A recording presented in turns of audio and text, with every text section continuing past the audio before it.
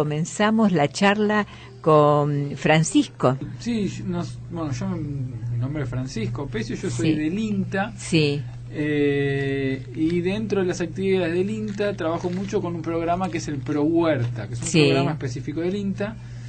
Ya trabajo en el distrito desde hace 9 años. Nuestra mirada es tratar de fortalecer los pequeños espacios o grandes espacios de libertad, digamos, que se generan en los barrios. Por supuesto. Ahora el curso de ustedes es itinerante, ¿no es cierto? También está en otros lugares. Claro, exactamente. Por ejemplo, yo trabajo en varios distritos, pero acá en Vicente López la idea es tratar de hacer actividades de manera itinerante, rotativa, somos medio nómades nosotros. ¿Cuál es la dinámica para que se elija en qué zona ustedes van? ¿En qué zona es que de Pro Huerta? Y hay diferentes formas. Una es, históricamente el Pro Huerta fue un programa orientado, es un programa de soberanía alimentaria.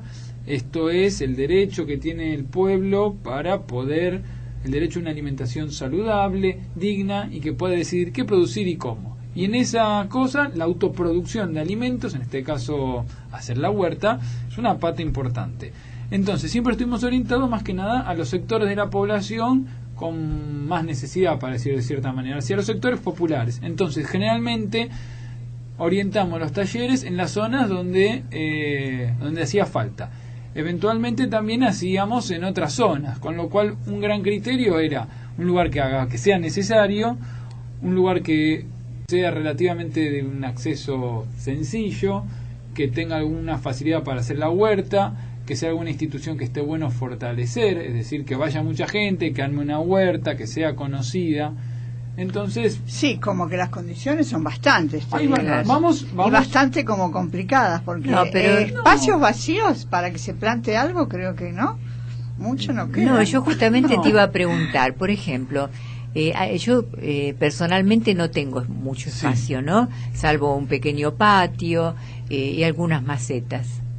Pero también yo tengo entendido que se puede trabajar la tierra en macetas, la gente que tiene terraza o que tiene un balcón y puede llegar a tener una pequeña huerta. Exactamente. Bueno, después de también nosotros lo que hacemos o lo que hacen los huerteros es algo que se llama agricultura urbana. Porque la producción de alimentos, hacer agricultura en el medio de la ciudad. Entonces, un desafío. Es un desafío, y ese desafío incluye también el tema de que no siempre tenemos tierra para hacer huertas. Sin embargo, lo más importante es la voluntad. Si hay voluntad, el resto casi todo lo podemos salvar o resolver. Entre ellos, hacer huerta en envases. Hago con eso un pequeño chivo de que existe un material escrito que está disponible gratis en la página del Pro Huerta del INTA. ¿No será Mi Casa, Mi Huerta? Exactamente. Perfecto. Ese es un material que rehicimos hace el año pasado, que es una recopilación de manera muy clara y sencilla de muchas técnicas que podemos hacer cuando no tenemos tierra. Las 1001 maneras de resolver eso de manera fácil, barata y sencilla, digamos. Que además debe ser maravilloso ver cómo crece. No, a mí nunca me pasó, pero me acuerdo que mi padre lo hacía cuando yo era chica. Él tenía una pequeña huerta, tenía espacio para eso, pero es muy lindo poder tener un producto además natural, orgánico, que no tiene pesticidas ni ningún agregado, ¿no es cierto? Sí, bueno, yo te cuento que yo sí tuve como la experiencia mágica de ver. Ay, qué bueno. Porque así veo como que lo sentís, de ver crecer lo que sería el romero, la albahaca, la menta, digamos, lo más clásico por ahí. Y la respuesta entonces comunitaria es importante, o sea, se ha ido en los últimos años medio poniendo de moda. También es cierto. Eso significa que ha aumentado la cantidad de gente que quiere hacer estos cursos por diferentes motivos. Algunos van desde el interés por comer más sano, otros por la curiosidad de cómo se puede producir, otros porque lo hacían los padres, los abuelos. Hay cantidad de formas. Nosotros lo que hacemos, nuestra dinámica de trabajo mucho es fortalecer, o sea, actuar como multiplicación de esto. Entonces trabajamos mucho la figura de lo que es el promotor. Esto es formamos gente, o tratamos de formar gente. Como un agente. Exacto, un vecino más que aprende bien. y que pueda después multiplicarlo. Entonces eso garantiza varias cosas. Una, que pueda reproducirse más rápido ese conocimiento, que no es simplemente una cuestión lineal que yo sé y el otro no, sino que es una cuestión de rescate de saberes. Nosotros lo que hacemos muchas veces a los que piensan que no saben nada de huerta es darle el coraje suficiente en 8 o 9 encuentros para que se animen y sepan que pueden hacer la huerta sin perecer en el intento, digamos. Claro. Y después, con los que ya tienen más cancha de huerta, seguimos trabajando y por ahí seguimos profundizando algunos conocimientos. Digamos, el hacer huerta uno arranca y después es un largo camino. ¿Vos sos ingeniero agrónomo? Sí, yo soy agrónomo. Claro. ¿Y el INTA cómo es que sostiene estos cursos? O sea, ¿tiene como un apoyo de los municipios? ¿En qué sentido lo digo? No, tiene un apoyo que lo hacemos todos nosotros. Yo siempre digo, cuando me preguntan si las actividades son gratuitas o si son sin costo, en realidad son gratuitas, tienen un costo que es el que pagamos todo con los impuestos. Entonces, cuando uno se pregunta ¿cómo funciona el INTA? Y con los impuestos. Claro, es un instituto nacional. Entonces funcionamos gracias a que hay impuestos. Eso también es un doble desafío porque obliga a que los que estamos trabajando en el Estado respondan, seamos conscientes de eso y seamos responsables. Entonces hagamos siempre el mayor esfuerzo para hacer la mejor calidad y responsabilidad, sabiendo que, por ejemplo, nosotros repartimos semillas. Si uno quiere ir a la Biblio Sudestada o en la Dirección de Medio Ambiente de la MUNI, le entregamos, uno se anota los datos y te dan el paquetito de semilla. Ese paquetito es gratuito, sin embargo tiene un costo, costo que es absorbido por los impuestos que pagamos todos. Entonces, un buen criterio de eficiencia es dar lo mejor posible en nuestro trabajo de la manera más seria. Nosotros dentro del INTA estamos en regionales, digamos. Nuestra experimental es la del área metropolitana de Buenos Aires. Uno de los problemas que tenemos identificados de aquí a mediano plazo, que ya es actual, pero que va a ser crítico, es el tema de la gestión de los residuos. Entonces nosotros venimos trabajando parte en trabajos de extensión como esto, pero otros de investigación, para ver el tema. El tema de la basura, de cierta manera, es uno de los grandes problemas del área urbana de Buenos Aires. Hoy en día el grueso de lo que se hace es hacer basura, metemos toda una bolsa, y se hace una montaña en el SEAMSE. Claro, eso genera una cantidad enorme de contaminación y aparte es carísimo hacer eso, porque es muy caro, hay que montarte una estructura para enterrarla en la basura.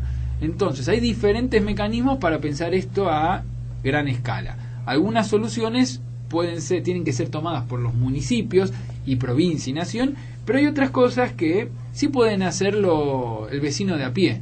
De hecho, el gran secreto de toda política de gestión de residuos es lo que pasa puertas para adentro, claro, que es en principio la separación, y una parte de eso la podemos compostar, que no tiene olor, que sale bien y que aparte hacemos tierra para nuestra huerta. Claro. Básicamente lo que hay que hacer es saber qué residuos generamos, qué cosas pueden ir a la bonera, qué cosas no, en eso somos más o menos estrictos. La yerba, los saquitos de té, los restos de las verduras, el pasto cuando lo cortamos, todas esas cosas van a la bonera. Controlando algunas variables relativamente sencillas, se convierte en tierra.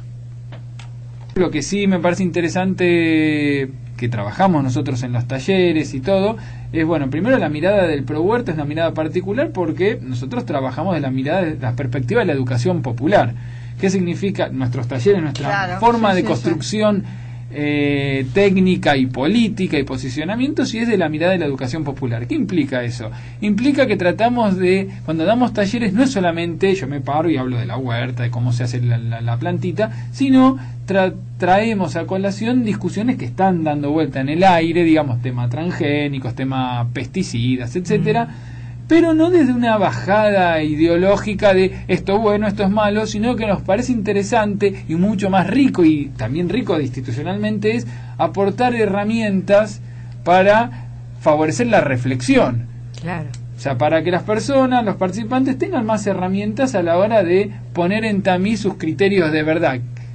Bueno, mal, o sea, de por dónde pasa la cosa, sin que yo tenga la posta de que hay que hacer. Pero aparte, otra cosa que a mí me interesa siempre particularmente es correr a las personas de la zona de confort. Claro. ¿Qué significa esto? Nosotros tenemos una serie de pensamientos de lo que es bueno y qué es malo ya medio preestablecido, a veces sin demasiado basamento técnico. Claro. Entonces nosotros por ahí tenemos más herramientas técnicas. Y yo lo que hago a veces, siempre, es provocar para correrlo de ahí. Y exponernos un poco a la cuestión más de desnudez y de pensamiento, y de a partir de eso empezar a reflexionar. ¿A qué viene esto? Los transgénicos. El hecho del transgénico es lo que implica es una modificación, una alteración de los genes de las plantas. Es eso. Claro, sí. Pero el ADN, algo así. El ADN, claro, es la cuestión esa. Que lo que hago es le saco alguna porcioncita, le agrego alguna otra para que la planta modifique algo de lo que hace. Es eso la técnica transgénica. Eso es de la mirada muy técnica de lo que pasa en la planta. Entonces, ¿qué pasa? Primera gran cuestión, el hecho del transgénico sobre la salud y sobre el ambiente va a depender de qué es lo que le hice a la planta. No hay una regla general, transgénico peligroso, transgénico seguro. Va a depender de lo que le hice a la planta. Eventualmente, por ejemplo, la soja transgénica para la alimentación. La soja es problemática para la alimentación no porque sea transgénica, sino porque es soja. Si yo les diera soja orgánica, seguramente tendrían los mismos problemas alimentarios porque hay problemas que derivan de la alimentación con la soja. Después hay otra problemática con los transgénicos que son más de índole económico-político, es decir, quiénes desarrollan esa tecnología, para qué, con qué objetivo, cuál es el fin último atrás de esa mercancía. Y entonces ahí aparece, por ejemplo, la mirada del ProHuerta, es nosotros trabajamos una vuelta de rosca más. Nosotros trabajamos con semillas que son variedad, que fueron desarrolladas por el INTA hace 40 años atrás, cuando había una política tecnológica de soberanía nacional que por los avatares políticos del país fueron destruidos. Y ahora lo estamos tratando de rescatar. Pero entonces nosotros trabajamos mucho la autoproducción de semillas. ¿Y por qué? Por una cuestión técnica, pero también por una cuestión política de cómo vemos hacia dónde tienen que orientarse los procesos socioeconómicos del país. Claro, si la semilla está en manos de la gente, le estoy dando soberanía, la capacidad de decidir, y que eso es maravilloso. En los hechos del transgénico, eventualmente alguien tiene como la fórmula de tal semilla, de tal logro. Entonces yo tengo que ir a comprar esa fórmula. Exacto. Y no solamente con los transgénicos, sino con los híbridos. Claro. Con los híbridos es algo similar.